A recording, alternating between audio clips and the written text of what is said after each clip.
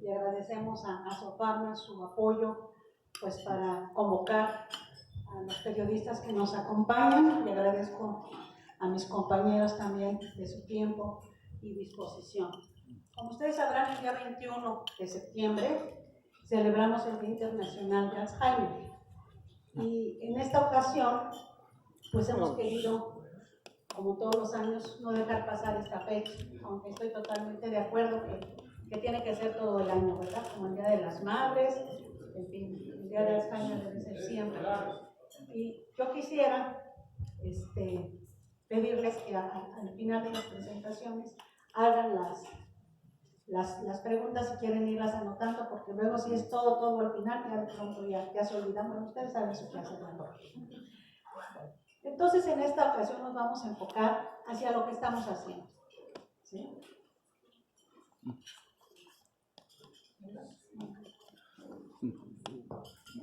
Ay, claro.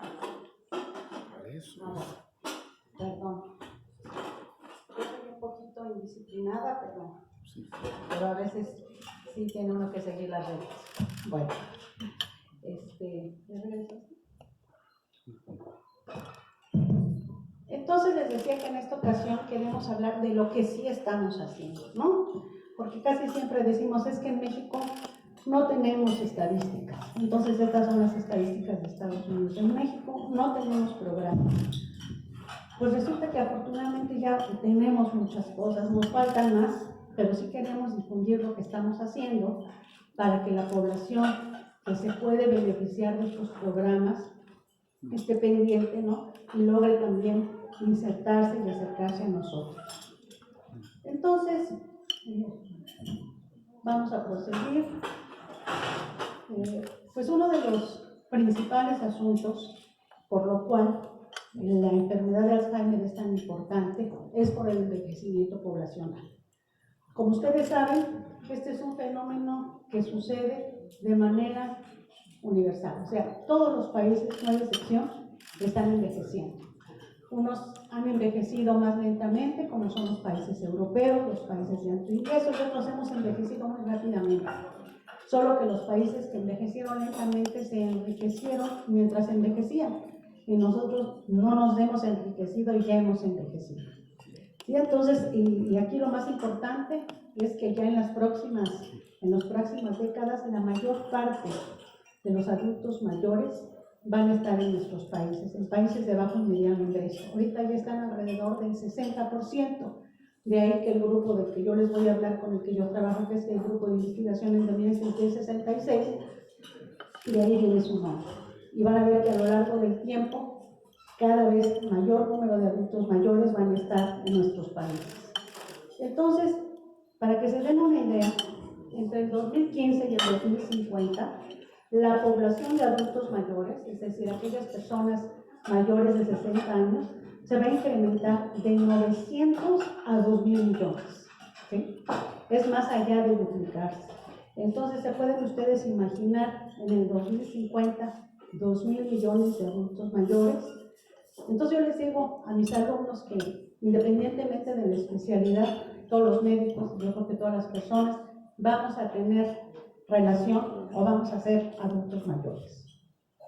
Entonces, aquí algo que es importante que sepan y que nos preguntan con frecuencia es que gracias a los datos que tenemos, por un lado del INEGI, que se dedica a contar el número de personas que hay en nuestro país y también el número de adultos mayores, pues sabemos que tomando en cuenta ese número de adultos mayores y conociendo la frecuencia de esta enfermedad, hoy podemos estimar que actualmente hay en México alrededor de 1.200.000 personas con demencia en nuestro país.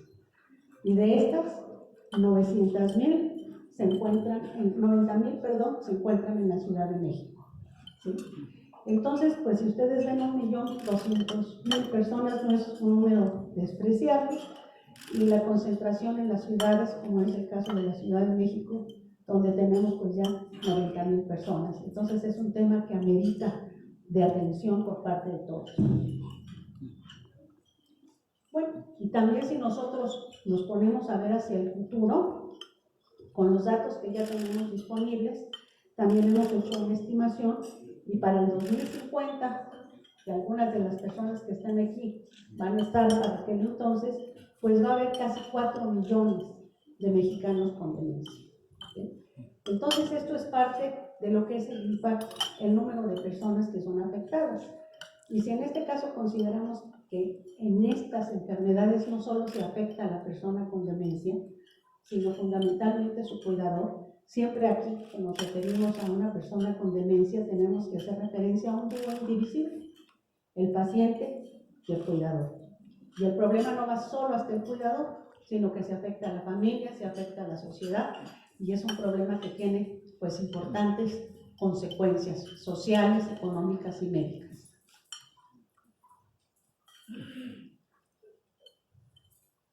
Bueno, y otro asunto también de gran interés, el costo de la atención del cuidado. Una vez que hay una persona con demencia, pues esta persona tiene discapacidad y tiene dependencia, ¿verdad? Sabemos que la pérdida de las capacidades mentales y las alteraciones conductuales que caracterizan a las demencias, pues tienen como resultado la discapacidad y otra consecuencia inmediata que es la dependencia.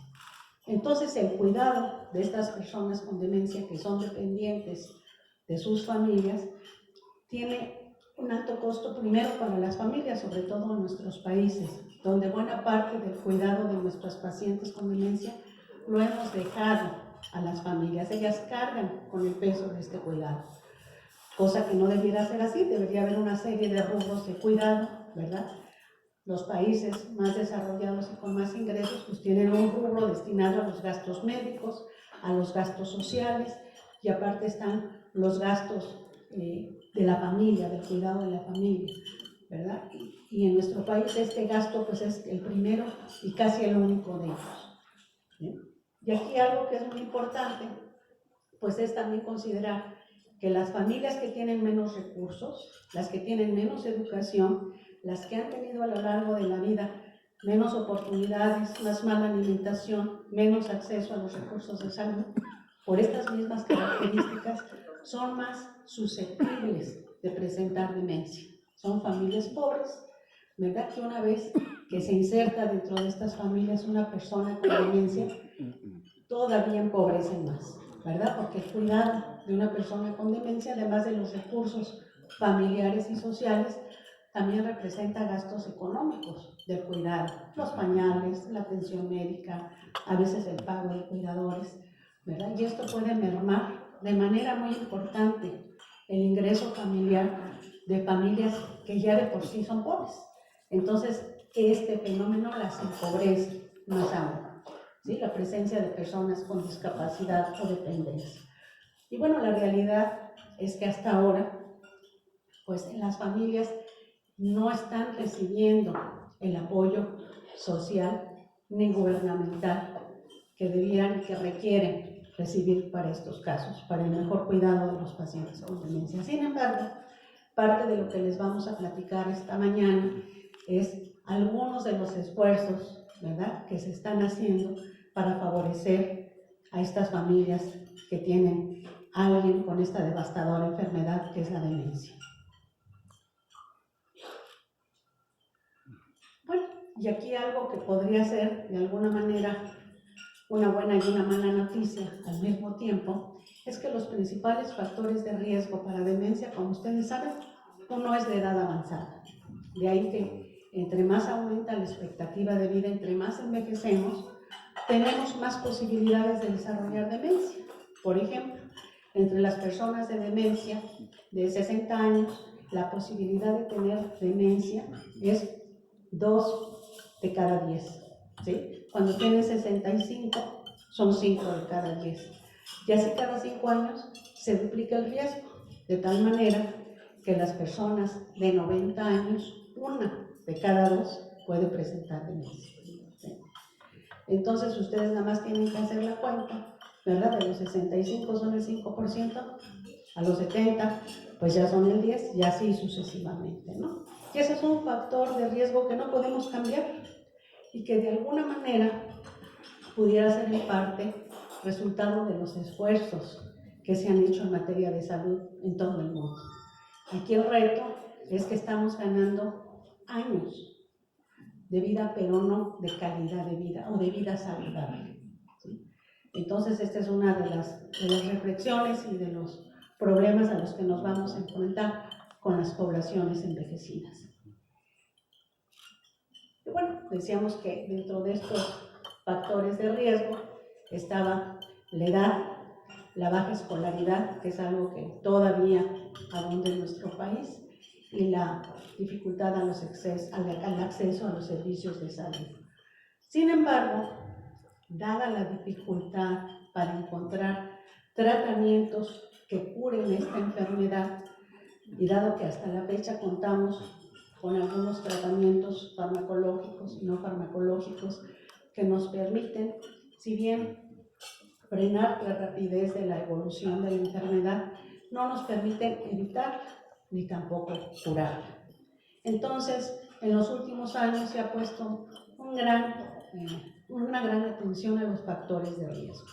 Y dentro de esto, pues decíamos, aquellos que se puedan modificar. La edad es algo que no se puede modificar, que nos hagamos cirugía plástica y lo que sea, la edad no la podemos cambiar. Pero sí la baja escolaridad.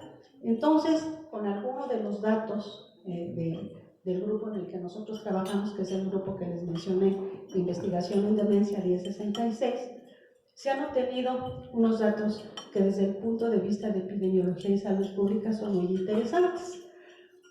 Se puede estimar o calcular, de acuerdo al impacto de los factores de riesgo, que si nosotros les diéramos a todas las personas en México la educación básica, la primaria completa, antes de los 18 años, esto sería suficiente para disminuir el 11% de los nuevos casos de demencia. Bueno, yo creo que es algo que vale la pena, y esto sin dejar de ver todo lo que implica el que toda nuestra población tuviera acceso, por lo menos, a la educación primaria. Pero muy importante, no es lo mismo hacer la educación primaria antes de los 18 años que hacerlo, ¿verdad?, como se hace ahora también en edades avanzadas. No tiene el mismo impacto en términos de prevención de lo que estamos hablando ahorita. Después, entonces, esto tiene que ser antes de los 18 años. Si nosotros pudiéramos evitar que pudiera sonar como a fantasía, ¿verdad?, la hipertensión, que a lo mejor no es tan difícil evitarla, pero sí la obesidad, que es uno de los grandes problemas de México, y la pérdida auditiva entre los 45 y los 65 años, esto, fíjense, podría reducir el 25% de los nuevos casos. Entonces, en este caso, por ejemplo, sabemos que la pérdida auditiva pues tiene mucho que ver con el proceso de envejecimiento. A lo mejor no la podemos evitar, pero sí la podemos corregir. De ahí la importancia de los auxiliares en nuestros adultos mayores, ¿verdad? Yo creo que estas campañas que hay por ahí de alguna compañía de cine, ¿verdad?, que juntan dinero para operar cataratas, bueno, pues me parece que es un magnífico programa. También debería de haber para la audición. Parece mentira, pero la audición tiene mucho más efectos en la función cognitiva que la función visual, ¿sí? Entonces, todas estas son áreas de oportunidad, ¿sí?, que nosotros podemos aprovechar para nosotros mismos, para nuestras familias, y no se diga si somos parte de los servicios de salud o somos personal médico, ¿sí? Entonces, esto de alguna manera nos da un poco de esperanza, porque además esto ya se ha visto, esto se saca, son evidencias que se sacan de estudios, ¿verdad?, que nos permiten pues tener de alguna forma estas propuestas y esta información.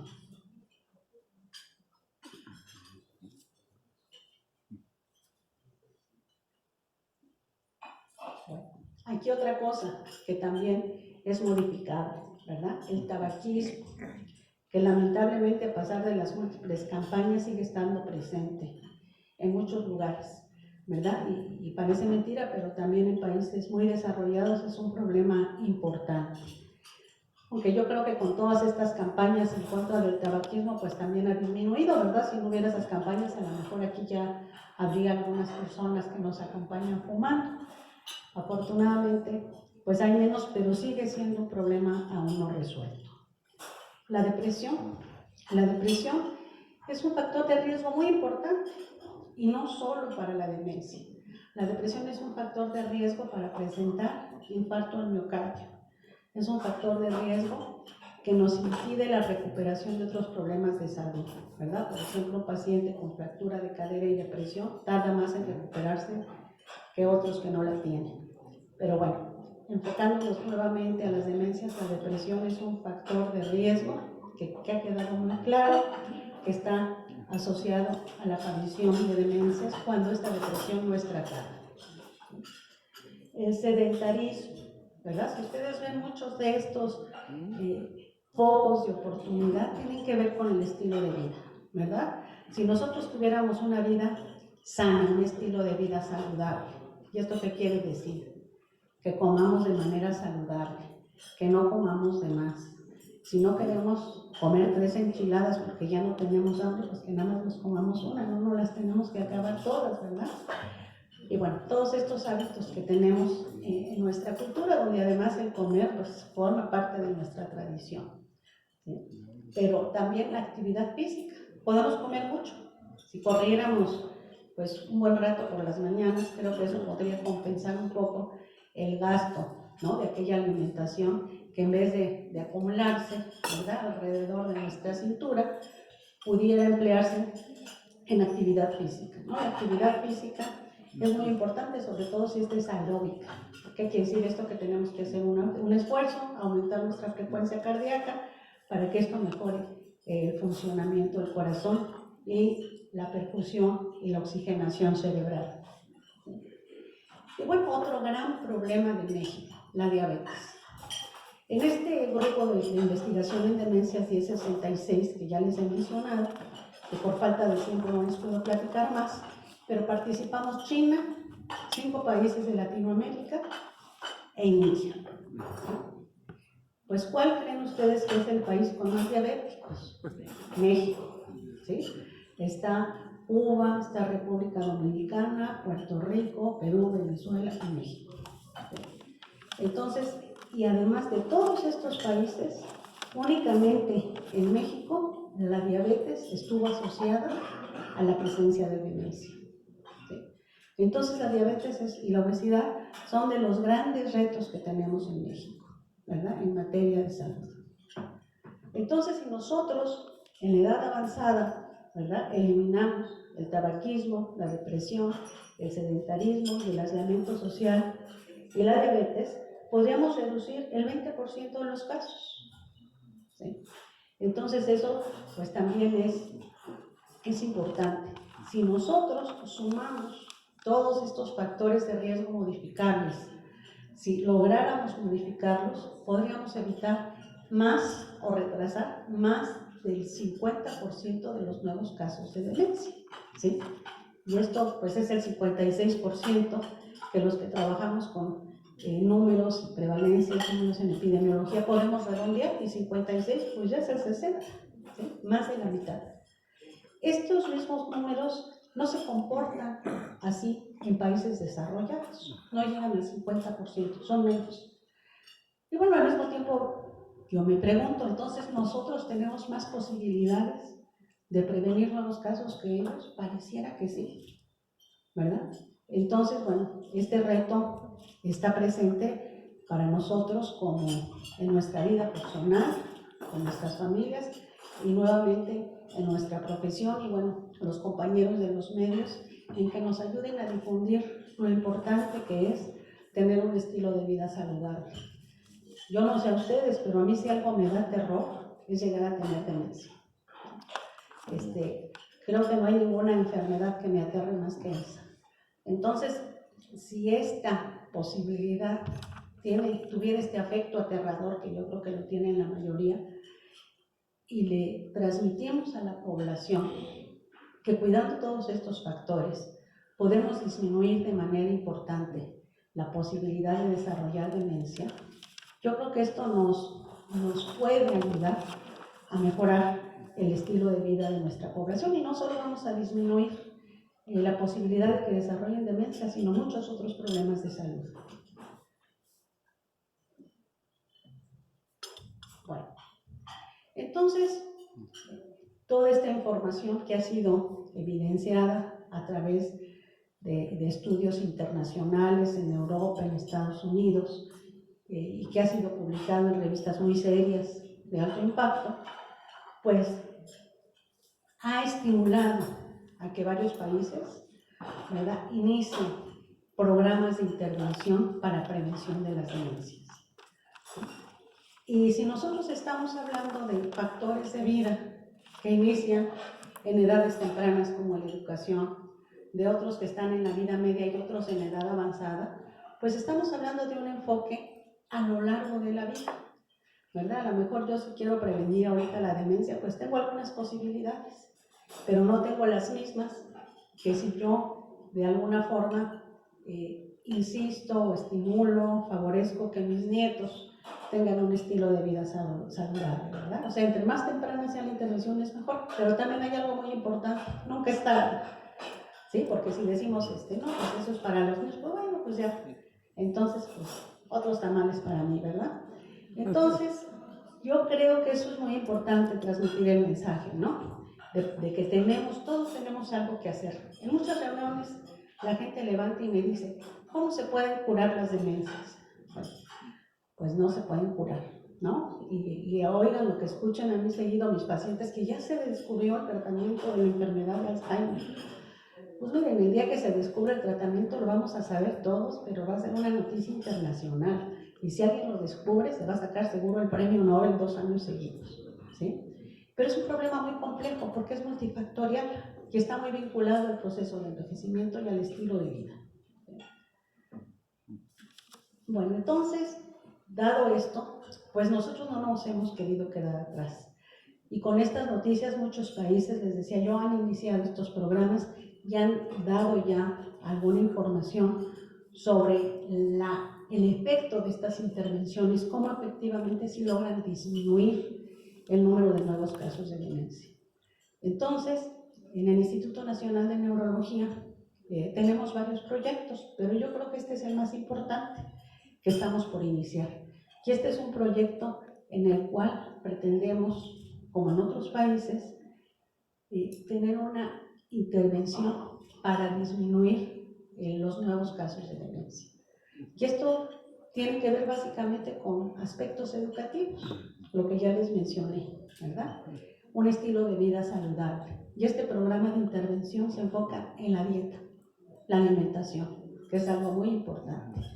Estos estudios se han hecho en los suecos, ¿verdad?, en los países nórdicos, donde no les vamos a pedir a nuestros adultos mayores que desayunen arenque, ¿verdad? Pero sí, dentro de nuestra dieta también tenemos alimentos muy saludables, ¿verdad? Como los nopales, como los quelites, y la tortilla también es un buen alimento, pero no 10 al día, ¿verdad? Entonces, se está haciendo un esfuerzo y nos estamos integrando la mayor parte de los países de Latinoamérica con este proyecto. Pero cada quien va a adecuar su dieta pues a las costumbres y a los alimentos propios de cada país, ¿verdad? También vamos a tener un gran reto, que va a ser tratar de que nuestros adultos mayores tengan actividad física. ¿Sí? Yo creo que no va a ser fácil, pero no me quiero dar por vencida antes de empezar. Y bueno, pues estamos ideando algunas maneras, a lo mejor algunos estímulos. Por ahí nos presentaron un programa que se dio en España, donde tenían una residencia de adultos mayores y pidieron que les regalaran unas bicicletas fijas para el gimnasio. Y ellos lo que querían era ver si las personas, cuyo promedio en este asilo era de 80 años, podían mejorar la fuerza de sus piernas y disminuir el número de caídas, que es uno de los problemas importantes. Bueno, pues empezaron a usar las bicicletas fijas, vieron cómo mejoraba su marcha, mejoraba su fuerza, y como les medían la velocidad de la marcha, el músculo de la pierna y todo esto, pues empezó a gestar ahí una competencia entre los adultos mayores, sin que ese fuera el propósito.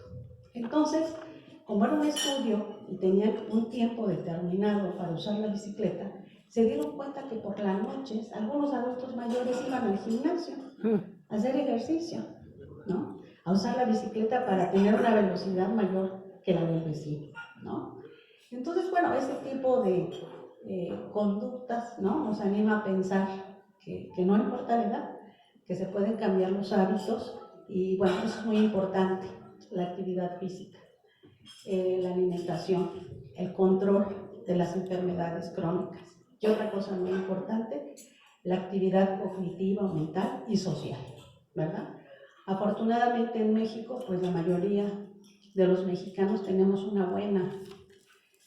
buen número de contactos y de redes de apoyo social. Sin embargo, el adulto mayor pudo haber tenido a lo largo de su vida muchos contactos y redes de soporte social. Sin embargo, los amigos y los familiares mueren. Y uno de los males de la vejez es la soledad, ¿no? Entonces, esa es una de las cosas en las que también debemos de incidir, promover pues la atención de las familias a sus adultos mayores, los clubs de adultos mayores, para también fomentar esta actividad social que también se convierte en actividad cognitiva, ¿sí? Entonces, pues tenemos muchas cosas por hacer, pero creo que también estamos haciendo algunas de ellas y pues van a ver que me van a seguir compañeros que de manera muy entusiasta están participando en este compromiso que yo creo que es de todos. Muchas gracias por su atención.